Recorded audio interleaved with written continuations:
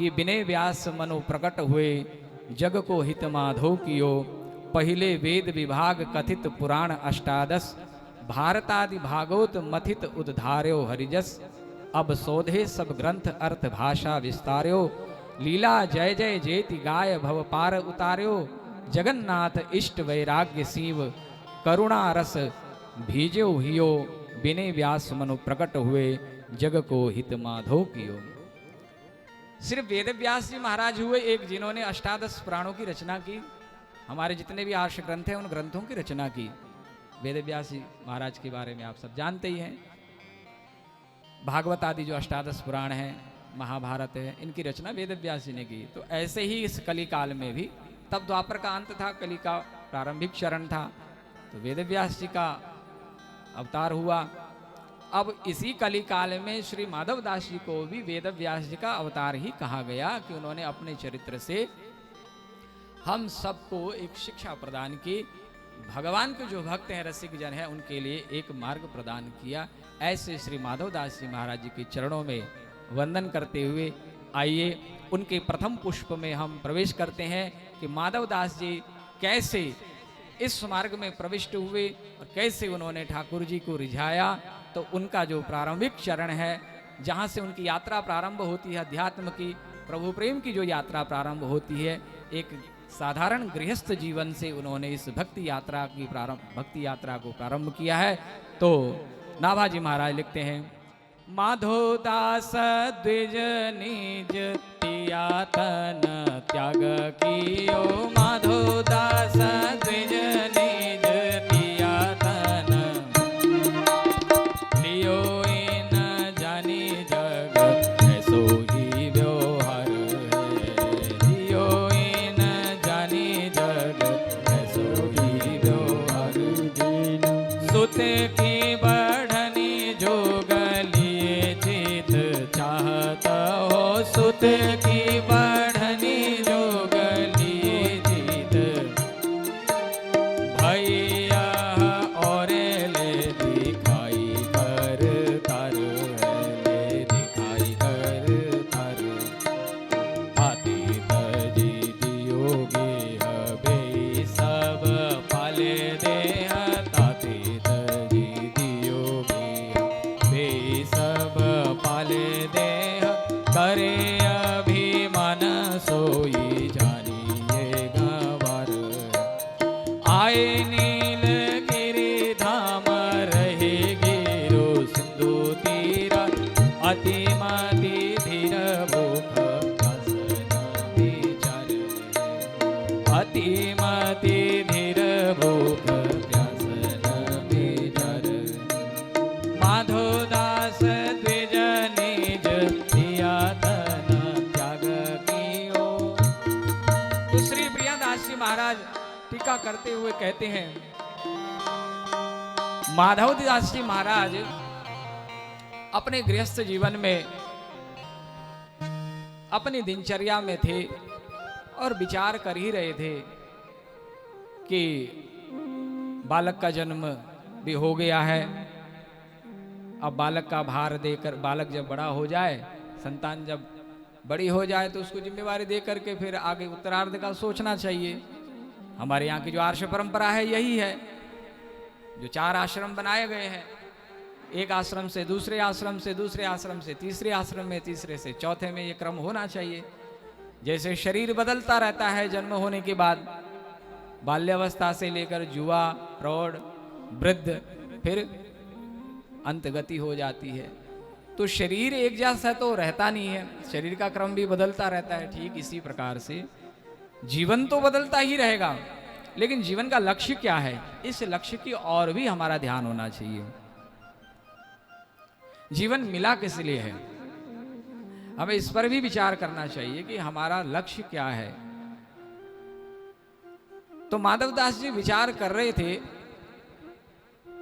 कि संतान के जन्म लेने के बाद में संतान को भार दे करके फिर पत्नी पत्नी मिलकर के जंगल में जाएंगे और भगवान का भजन करेंगे उत्तरार्ध में, ऐसा विचार कर रहे थे।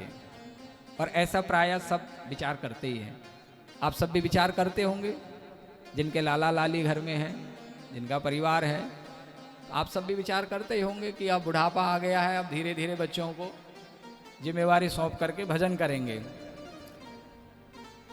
पर जिन्होंने विचार किया है वे अच्छी तरह से जानते हैं ये विचार सिर्फ विचार ही रह जाते हैं, विचार उपजते ही रहते हैं, बस अंकुरित तो हो जाते हैं लेकिन वो विचार कभी फलीभूत नहीं हो पाते हैं। जानते हैं क्यों? क्योंकि उन विचारों को अंकुरित तो कर दिया, खेत में बीज डाल दोगे और डालने के बाद में उसमें खाद नहीं डाला, पानी नहीं दिया, उसकी सुरक्षा नहीं की है, बीच बीच में जाके देखते नहीं है, तो कैसे बढ़ेगा और कैसे वो पल्लवित पुष्पित होकर के फलित होगा। ऐसे ही प्रायः हम सब भी तो यही सोचते हैं, संसार में रखा ही क्या है।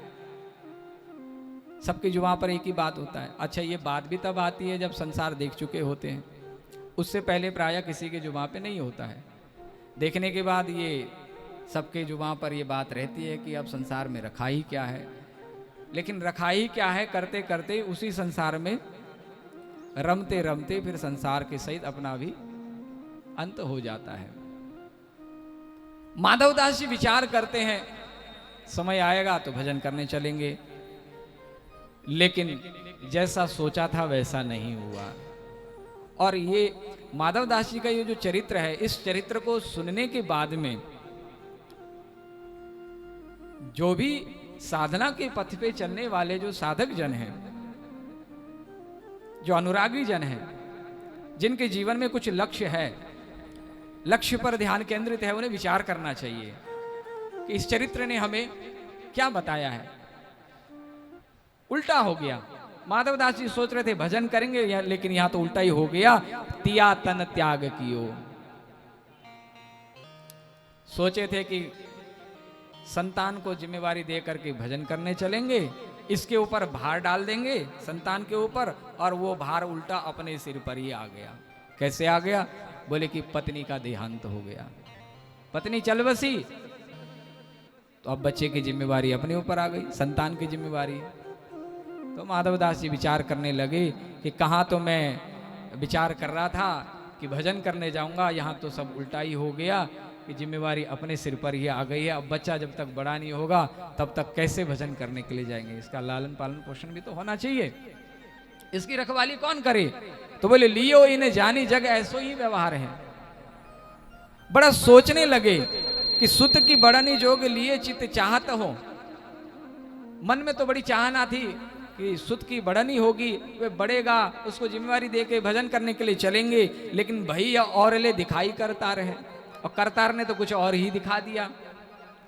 दैव ने हमारे बारे में क्या सोचा हुआ ये हम नहीं जानते हैं। इसलिए कहते हैं कि समय रहते ही हमें अपना प्रबंध कर लेना चाहिए। जब तक हाथ पांव सही सलामत हैं अपना प्रबंध कर लेना चाहिए। जैसे इस लोक के लिए हम अपना प्रबंध करते हैं, इसी प्रकार से जैसे ये लोक सत्य है, जो लोक दिखाई दे रहा है, ऐसे ही जिस लोक के बारे में हमने सुना है, क्योंकि हमारे तर्क शास्त्र का एक नियम है, यत्र यत्र धूमः तत्र तत्र अग्नि, जहां जहां धुआं है वहां वहां आग है।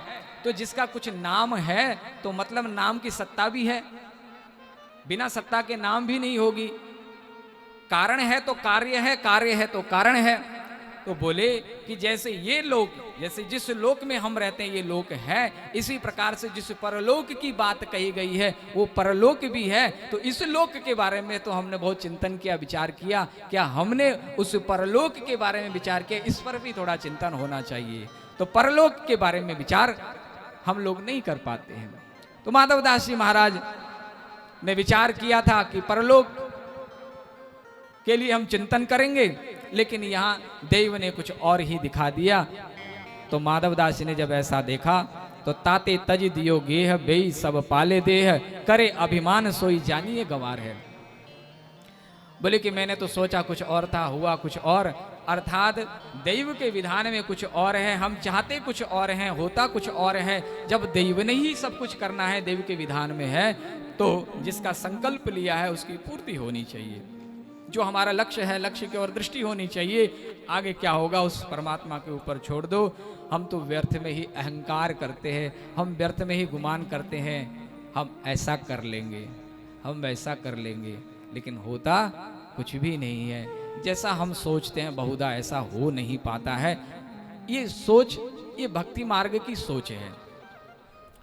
भक्ति मार्ग की जो सोच है वे अन्य मार्ग से थोड़ा अलग है। ये भावना का मार्ग है, ये प्रेम का साम्राज्य है। तो माधवदास जी महाराज ने देखा कि जिस गृहस्थ के लिए मैंने इतना सब कुछ किया और मैंने विचार किया कि एक दिन सब कुछ छोड़ करके भजन करूंगा, आखिर सब उल्टा ही फिर पड़ गया। तो माधवदास जी को जग की अनित्यता का बोध हो गया। अच्छा, जीवन में कुछ अनुभव होता है, कुछ बोध होता है, तो जीवन में कुछ बड़ी घटना घटने से होता है। जीवन में जब कोई घटना घटती है तो वो घटना जो ज्ञान देती है वो ज्ञान पक्की होती है। पुस्तक में पढ़ा हुआ ज्ञान वो इतना काम नहीं आता है, लेकिन जीवन की जो घटना है वो घटना वास्तविक ज्ञान होती है। तो माधवदास जी को जीवन की अनित्यता का, जग की अनित्यता का बोध हुआ कि अहंकार विमूढ़ात्मा करता हमिति मन्यते।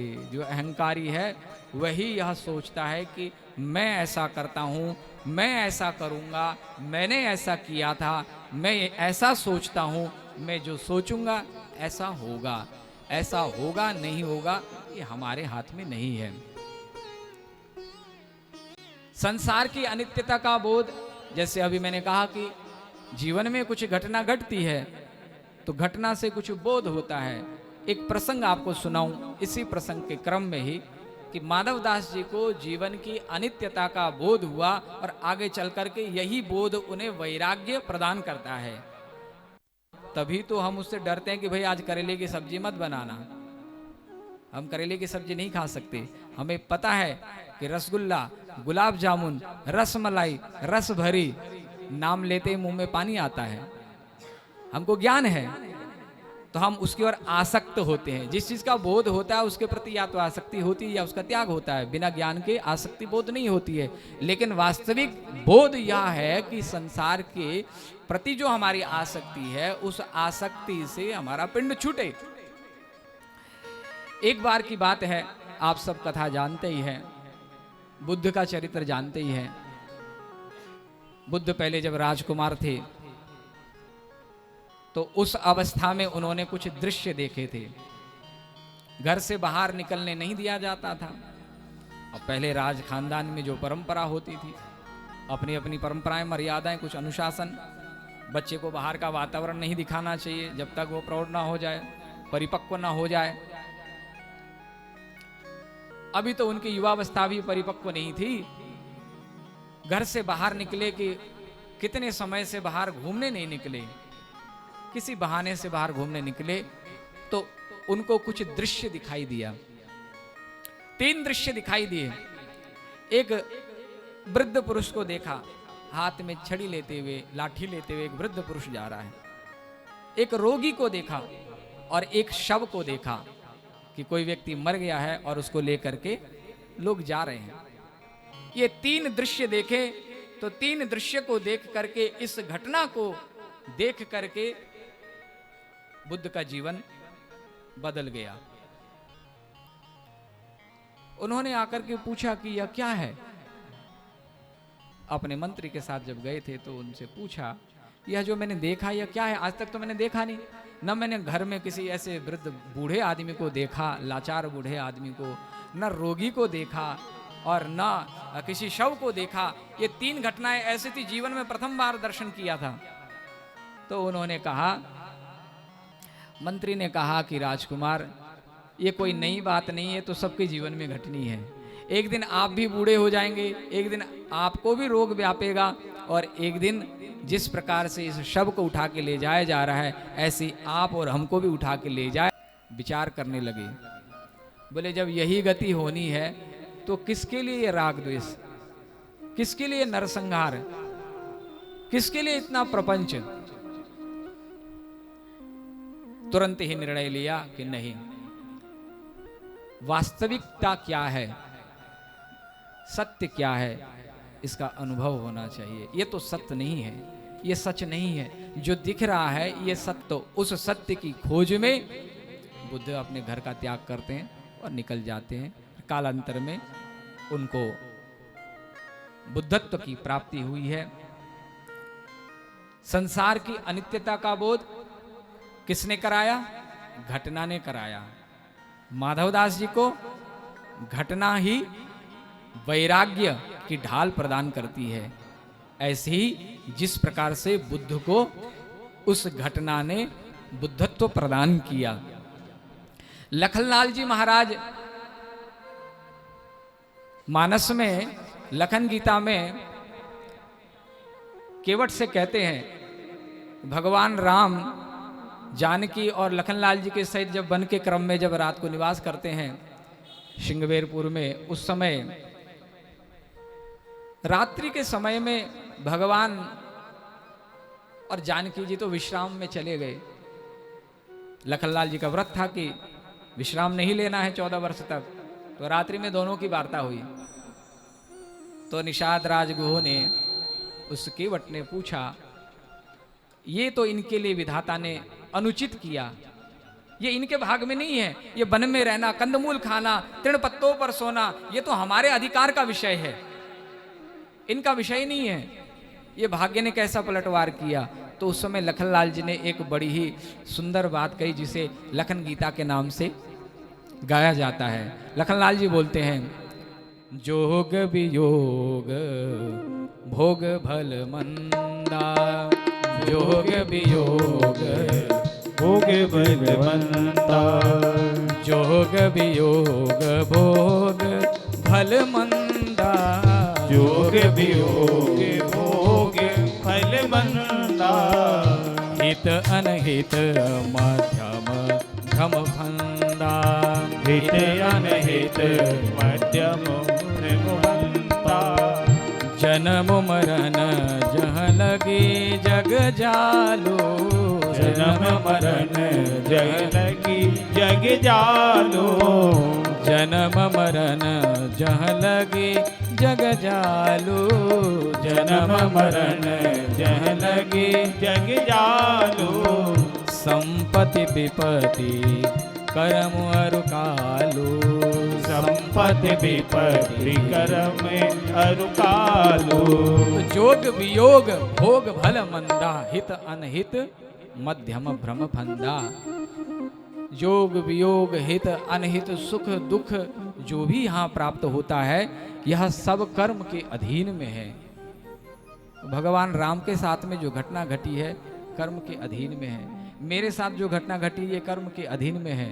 तुम्हारे साथ जो घट रही है कर्म के अधीन में। हम सब कर्म के वश में हैं भाई। तो कर्म के वश में सब हैं। माधवदास जी महाराज भी कर्म के वश में थे। उन्होंने जैसा चाहा था वैसा तो हुआ नहीं। उन्होंने सोचा कि परिवार बढ़ेगा और बालक जब बड़ा हो जाए तो भार सौंप करके चलेंगे, लेकिन ऐसा संभव नहीं हो पाया। उल्टा ही हो गया कि पत्नी का देहांत हो गया। और संसार की यही रीत है। और यह बात समझ में विलंब से आती है, जीव को जल्दी नहीं आती है। जब तक एक पात्र में कुछ भरा हो तब तक आप उस पर दूसरी वस्तु रख नहीं सकते हैं। पहले आपको उसको खाली करना पड़ेगा। अगर दूध के पात्र में आप घी रखना चाहते हैं तो पहले दूध का पात्र खाली करना पड़ेगा।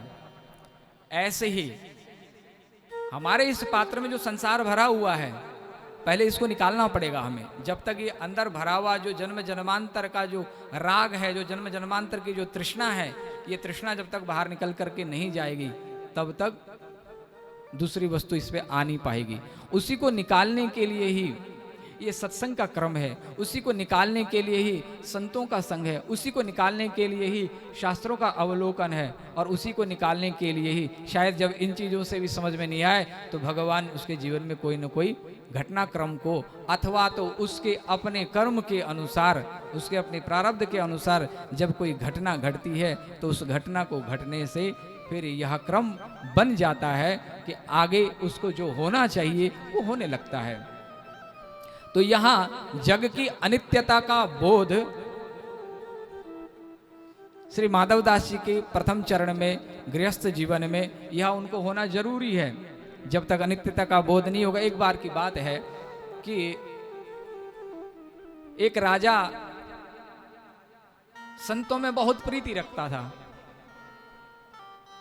तो एक समय की बात है, एक संत के पास राजा गया और उसकी अधिक प्रीति थी, कुछ न कुछ भेंट करना। सेवा के कई स्वरूप हैं, तो सेवा को व्यक्त करने के लिए कुछ न कुछ क्रिया भी होती है।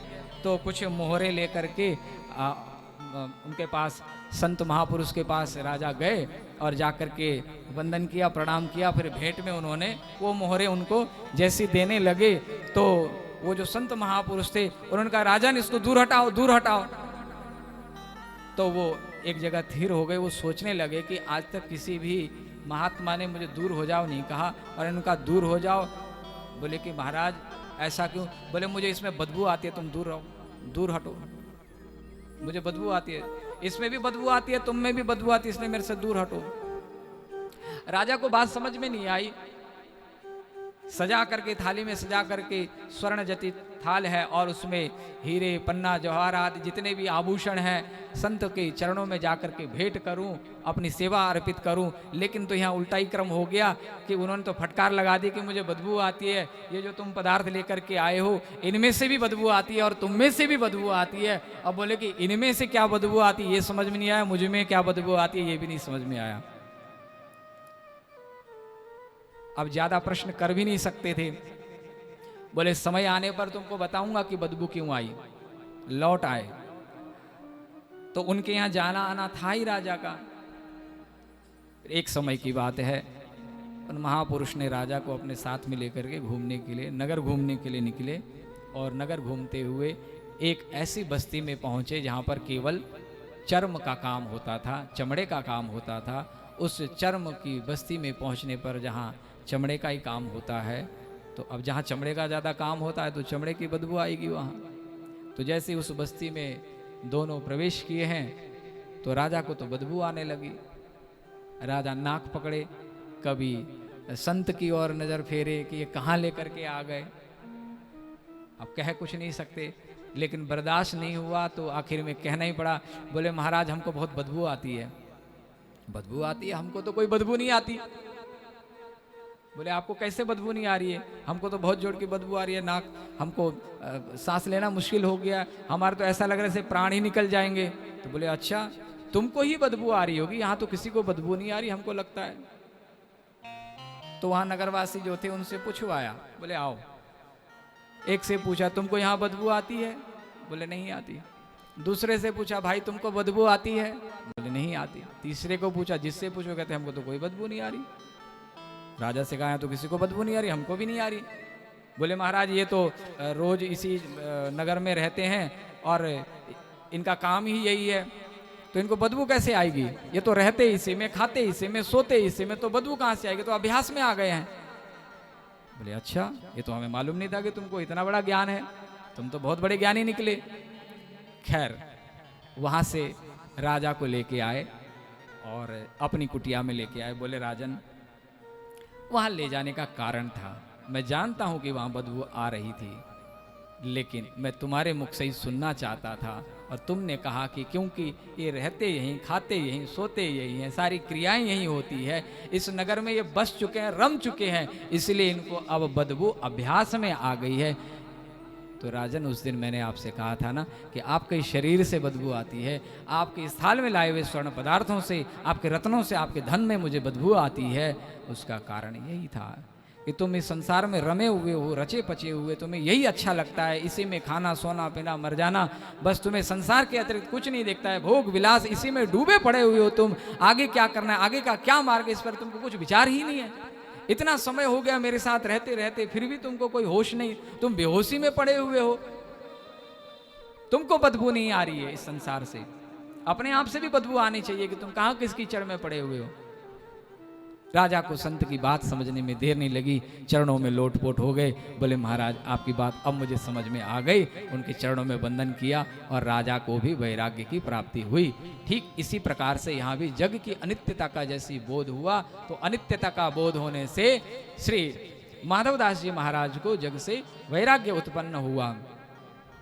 और जैसी वैराग्य उत्पन्न हुआ फिर उन्होंने कुछ निर्णय लिया। देखिए संसार, अब ये कथाएं सुनने के बाद प्रायः ज्यादा समझ जिसे नहीं हो उनकी बुद्धि की कैंची चलती रहती है, ऐसा क्यों वैसा क्यों, क्या ऐसा ठीक है क्या वैसा ठीक है, तर्क कुतर्क की कैंची प्रायः चलती रहती है, चलने लगती है। फिर तो क्या ये संसार भी झूठ है? संसार से भाग के जाएंगे कहाँ? आखिर रहना खाना सोना पीना सारा व्यवहार तो संसार में ही होगा। देखिए संसार से भागना कहीं नहीं है, रहेंगे तो इसी संसार में।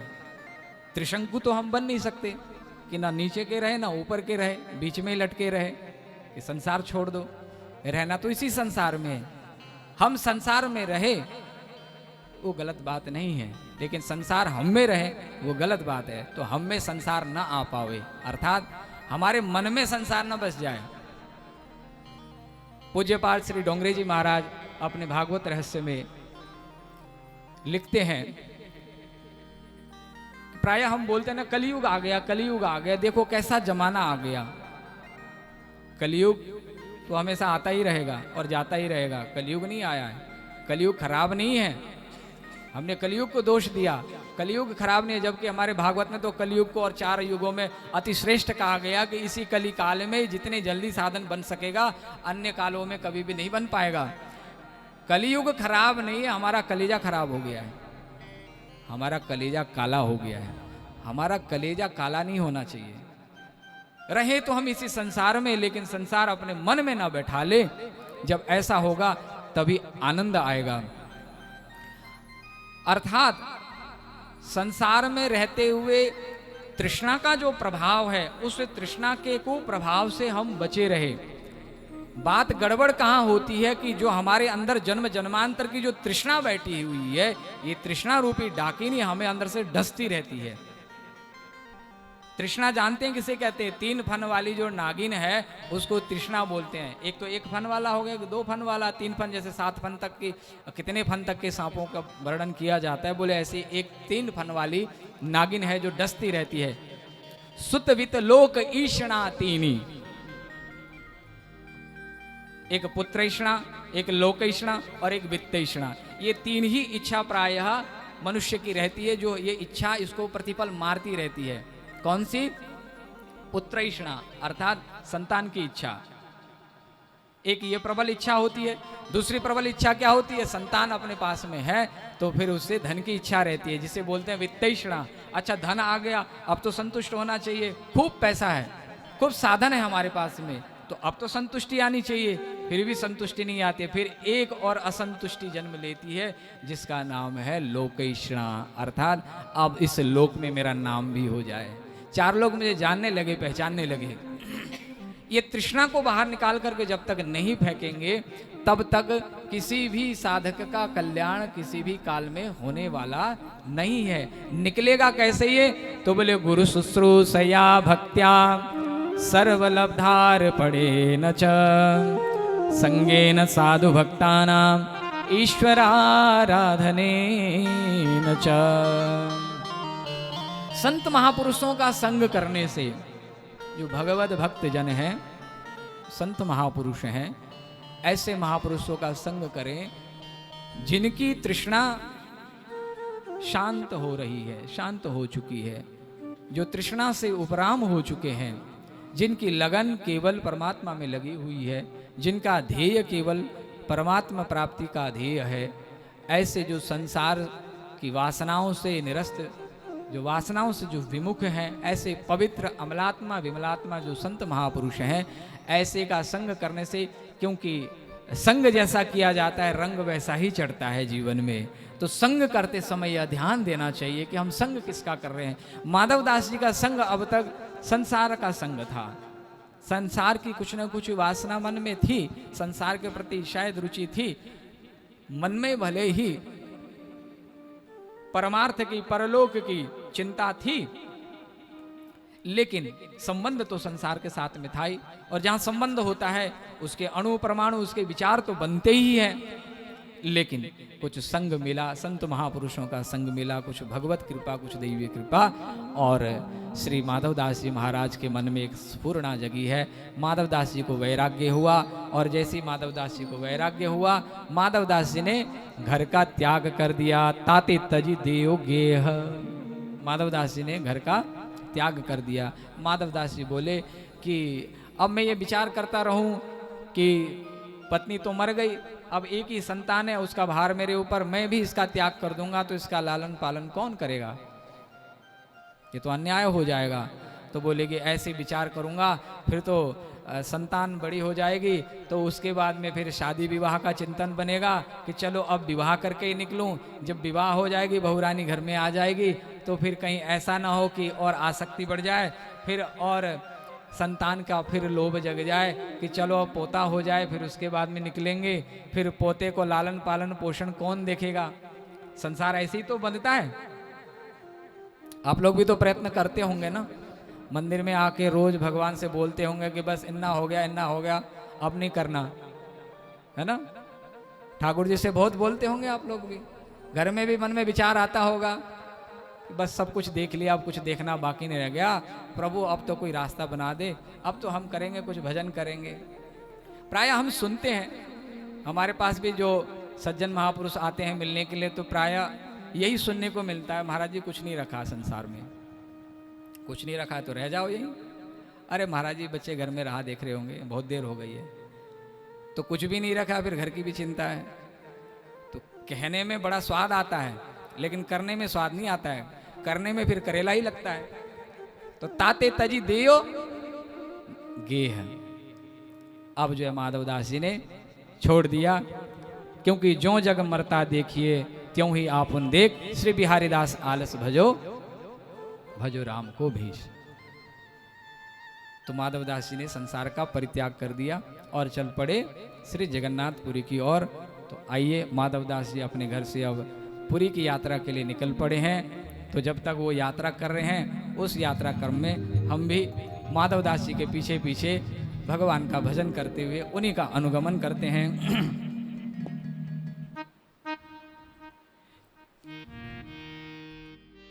श्री भक्तवत्सल भगवान की जय, श्री वृंदावन बिहारी लाल की जय, श्री राधा रानी की जय हो। संत महापुरुष कहते हैं, क्या खोया क्या पाया जग में।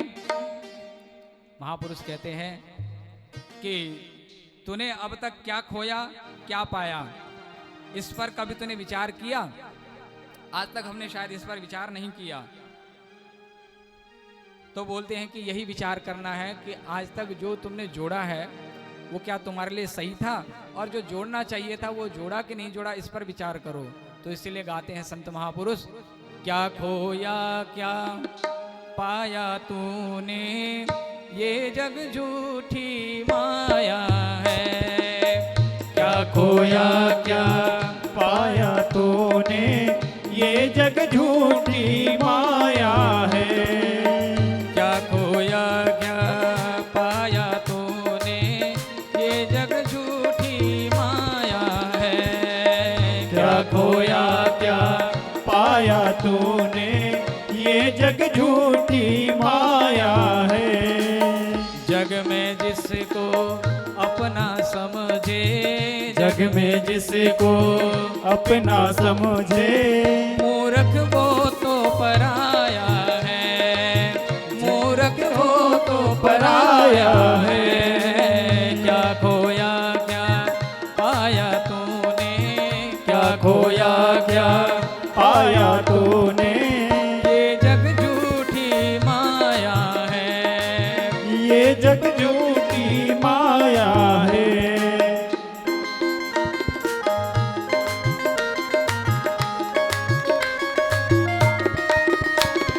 हरि बोल।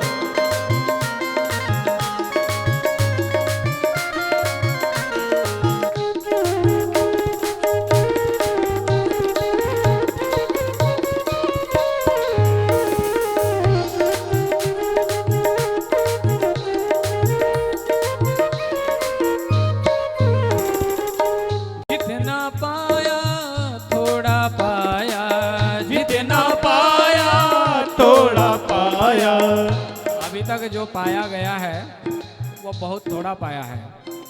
अगर हमें ये लगता है कि कुछ मिला है, हमें बहुत थोड़ा मिला है। ये साधना के पथ में चलने वालों के लिए भी है।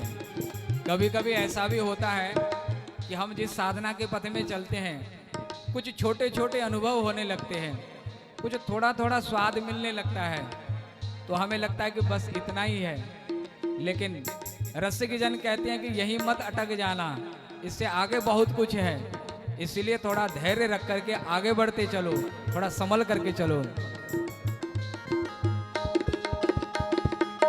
जितना पाया थोड़ा पाया, जितना पाया थोड़ा पाया, तूने अपना वक्त गवाया, तूने अपना वक्त गवाया। तेरी सी मृग तृष्णा ने, तेरी सी मृग तृष्णा ने तुझको बहुत सताया है, ओ तुझको बहुत सताया है। क्या खोया क्या पाया तूने, ये जग झूठी माया है। क्या खोया क्या पाया तूने, ये जग झूठी माया है।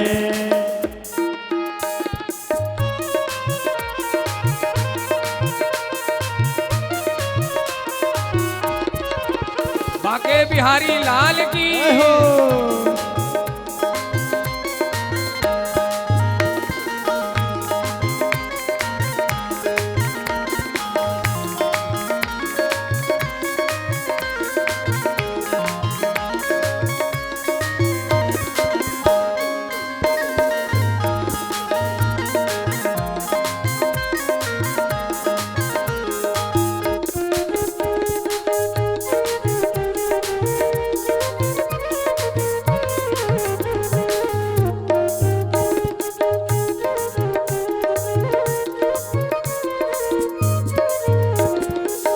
जीत लिया तूने जग सारा, जीत लिया तूने जग सारा। बड़े बड़े सम्राट आकर के चले गए, जिन्होंने ये कहा कि हमने संपूर्ण जगत को जीत लिया। लेकिन जिन्होंने यह दावा किया कि हमने समस्त जगत को भी जीत लिया है, उनकी गति को आप देखिए कि वो क्या लेकर के गए हैं साथ में। लेकिन जीतना क्या है, जीतना तो है, लेकिन किसको जीतना है यह भी जानना, यह भी समझना जरूरी है। जीत लिया तूने जग सारा, जीत लिया तूने जग सारा। लेकिन मन के आगे हारा, लेकिन मन के आगे हारा। सारा समंदर पास है तेरे, सारा समंदर पास है तेरे। क्यों प्यासा घर आया है, क्यों प्यासा घर आया है। क्या खोया क्या पाया तूने, ये जग झूठी माया है। ओ क्या खोया क्या पाया तूने, ये जग झूठी माया है।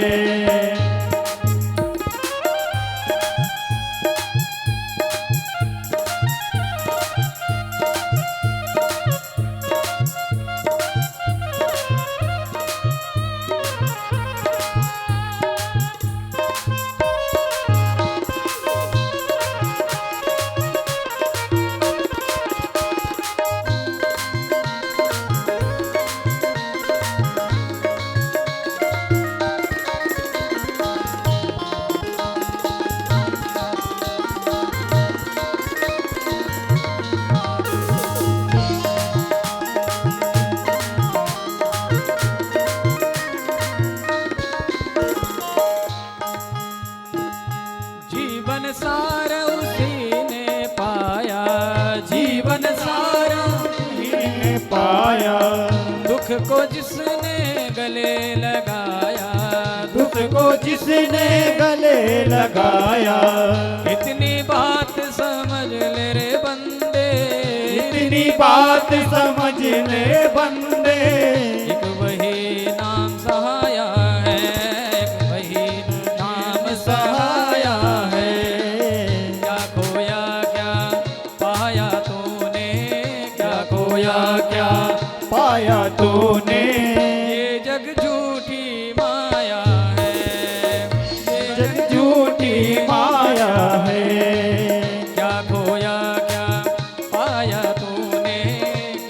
खोया क्या पाया तूने। ये जग झूठी माया है, ये जग झूठी माया है। ये जग झूठी माया है। ये जग झूठी माया